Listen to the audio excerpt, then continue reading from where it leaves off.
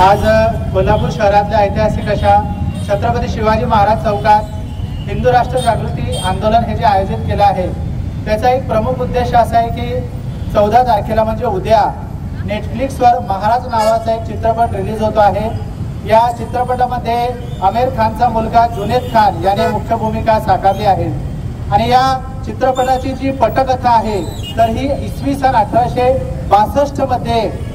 ज्यावेळेस भारतात इंग्रजांचं शासन होतं, ज्यावेळेस हिंदू साधू संतांना पूर्णपणे अपमानित केलं जात होतं, अशा काळातल्या एका साधू संतांच्या जीवनावर आधारित असल्याचा हा चित्रपट सांगितला जात आहे। प्रत्यक्षात इंग्रजांच्या काळात हा जो खटला त्या साधूंवर त्यावेळेस दाखल करण्यात आला होता, हा कितपत त्याच्यामध्ये सत्यता असेल हा विचार करण्यासारखा या ठिकाणी प्रश्न आहे आणि त्यामुळे हिंदू साधू संतांना अपमानित करणारा हा महाराज चित्रपट तात्काळ बंद करण्यात यावा। त्याचबरोबर